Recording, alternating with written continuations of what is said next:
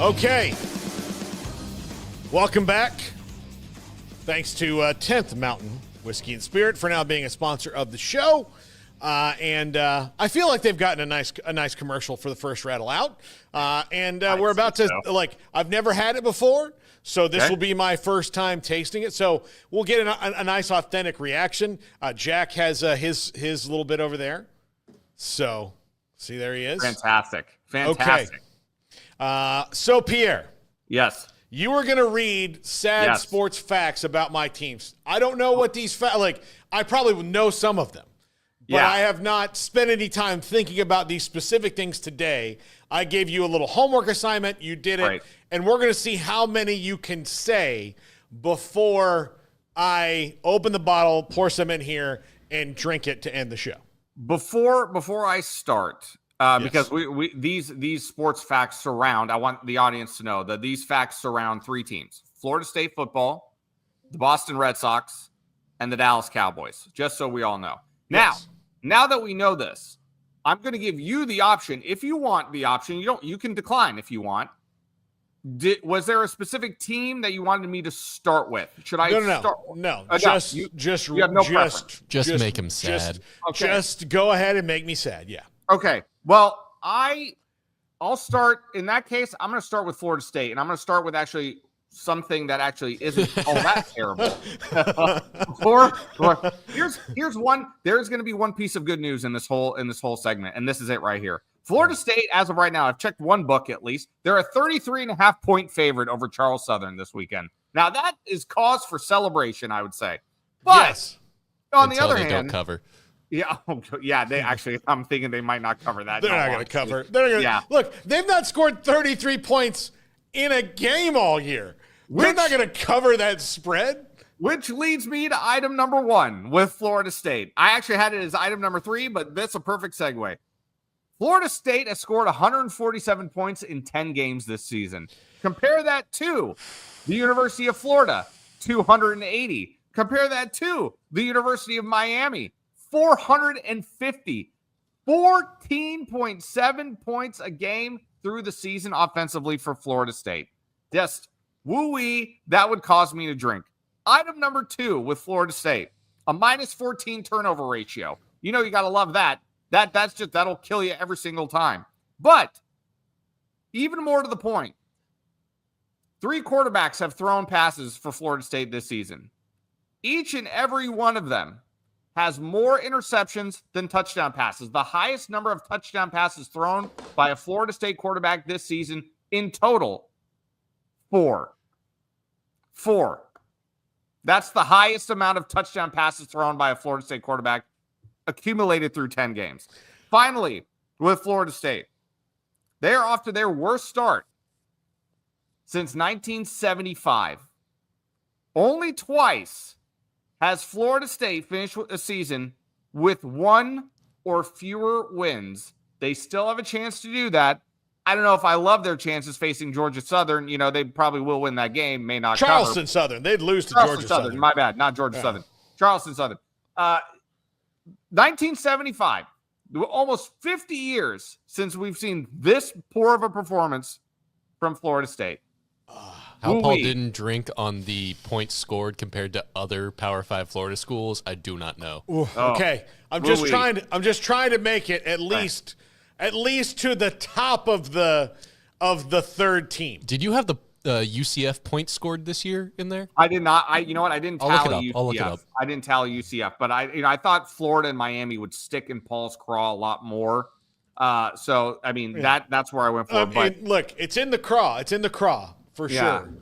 Yeah, he's got his hand on it. He's got his hand on it. He's thinking about it. Yeah. I'm gonna. Yeah, go ahead. UCF Jack. has scored 215 points this year. Okay. And they've had a really abysmal season themselves. Oh God. Yeah. Okay. I'm gonna move on. I'm gonna save the Dallas Cowboys for last. Yeah, please do. Please do. Please do. Give me a chance to enter the next show sober. The Boston Red Sox had $190 million payroll. How many wins did that buy him this year, Paul? Do you know? You probably don't. Less than 90. I know that. That is correct. In fact, it was only good enough for 81. Yeah. 81 with $190 million payroll, which includes Trevor Story. Now, granted, Injuries are part of the game. We understand this. Doesn't make it any less frustrating in my mind. Trevor Story is your highest paid member of the Boston Red Sox at $22.5 million. You want to know how many at-bats he had this season? Okay. Less than 200. That's correct. Would you like to keep going? 150. 94 total at-bats in 26 games played for Trevor Story. Oh, my God, Paul. 94 at-bats for Trevor Story. Woof. Woo. The Boston Red Sox had also missed the playoffs for the third straight season. Yeah. Longest streak, actually, since 2009, when they went from 2009 to 2013 without making the playoffs. Third straight season for the Boston Red Sox to miss the postseason. But, I mean, that Trevor Story one, when I saw that, yeah, yikes. 94 at-bats in 26 games, and you get paid $22.5 million. Yeah, don't, like, if you really want me to, like, down this whole thing, try to do the math on how many games he's played in the 3 full seasons. Right. They've been paying him that money, which is probably not a full 162 yet. Right. No. Oh, I can't imagine that it is. But that's really all I came up with the Boston Red Sox, because we have plenty to talk about here with the Dallas Cowboys. Okay. Would you like to venture a guess? You probably know this. I'm sure it's probably been repeated a million times already down in Texas, but it bears mentioning. Do you know the last time the Dallas Cowboys won a home game? It was last year. Correct. They were undefeated. They were undefeated at home last season until the playoff game against the Packers, who's correct. Jack's team. Yeah, so it's been since 2023. Maybe mid-December 2023? You're very close. Very close. December 30th, 2023. Okay, late December. Okay. December 30th, 2023, a 20-19 win over the Lions. It's been nearly a full calendar year since the Dallas Cowboys won a game at home.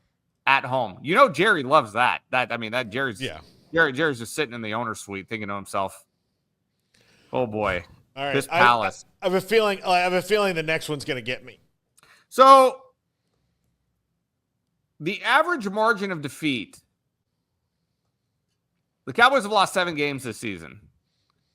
The average margin of defeat is 18 points a game. Nearly 3 touchdowns. Nearly 3 touchdowns. When you're bad, you lose bad. That one, I don't love that one. Okay. I got 2 more. He's moving that bottle a lot closer. All right. Rico Dowdle had the highest rushing production of the season, midway through the season so far, with 87 yards rushing. The Cowboys are 31st in the NFL in rushing. The only team that is worse, the Las Vegas Raiders. That's the only team that is worse running the ball. They haven't had a 100-yard rusher all season long.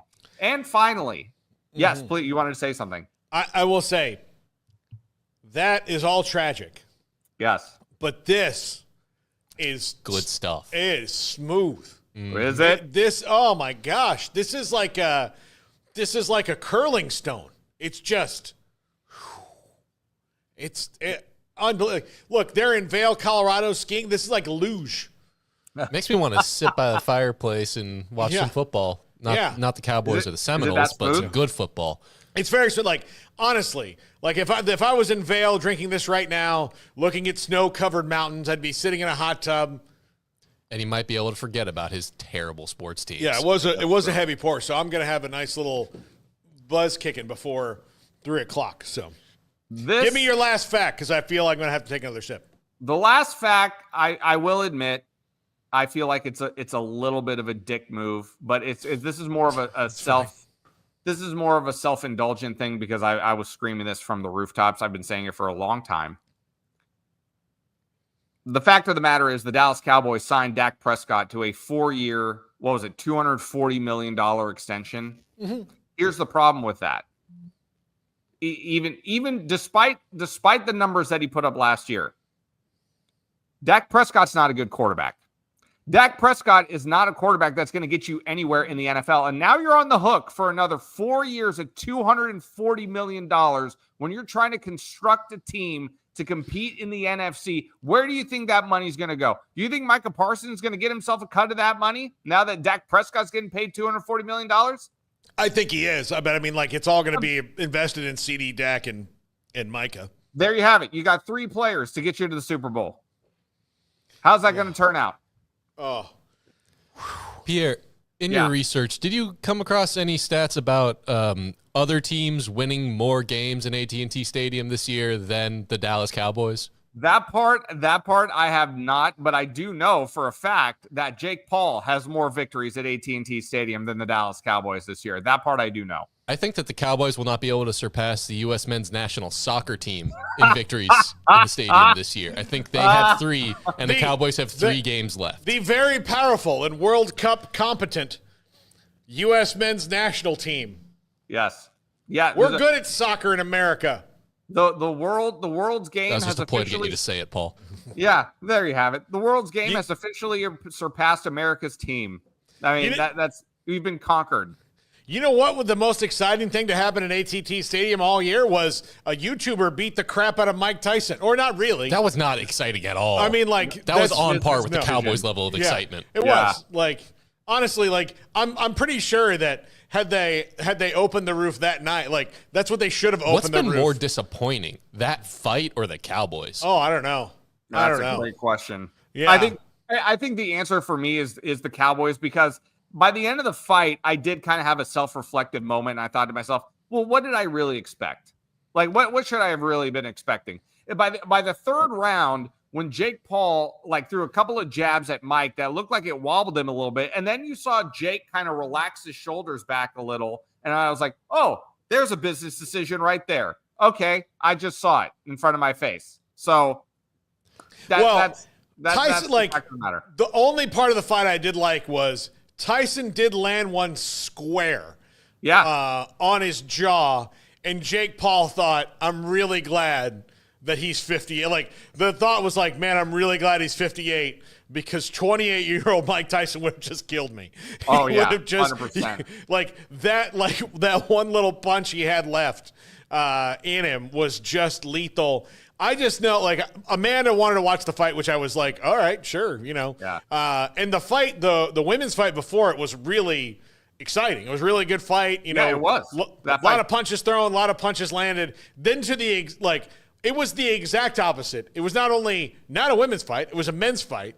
It wasn't anybody who's ever going to win a belt anymore. Yeah. Like, it wasn't a title match. And there were very few punches thrown or landed in the 20 minutes of actual, like, action that we had through those 8 or 16 minutes of fighting in 8 rounds. And Roy Jones Jr. said, I don't like Mike's legs. And she's like, well, what's the matter with his legs? I Googled Mike Tyson 1988 and just showed her the picture and like, all right, are those his legs anymore? And she's like, oh my God. I'm like, yeah. You could have just said they're not moving. That's, man, I think that nails it right there. I mean, what a disastrous night for Netflix. The broadcast, the streaming issues were terrible. The broadcast team was awful. It just, the play-by-play guy, I don't remember his name, forgive me, he was fine. But why are we having Rosie Perez on the broadcast? Because she's from Brooklyn, as if that qualifies her to talk about this fight just because she knows Mike Tyson's from Brooklyn. How many times did she say, I'm from Brooklyn? Like, oh, okay. Now, she knew way more about boxing than I ever expected Rosie Perez to know. Yeah. But all I could hear the whole time was like, Billy, you're so stupid. Billy, you're so stupid. And it's like, welcome in. Like, the announcer was way over the top, and he was just like, welcome in. With me is multi-time, champion Roy Jones Jr., one of the greatest of all time, and star of White Men Can't Jump. Rosie Perez. Natural transition, of course. They go hand in hand. Yeah. Look, if you're like, she's from Brooks. She knew a lot about boxing. I'm not sure how much she brought to it.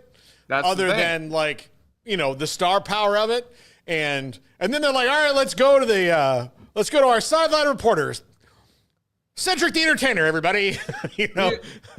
I know a lot about the Miami Dolphins. What do you think I would bring to the broadcast? A lot of cursing a lot of jeering, a lot of cursing, a lot of turning people off listening to the broadcast. That's what I would bring.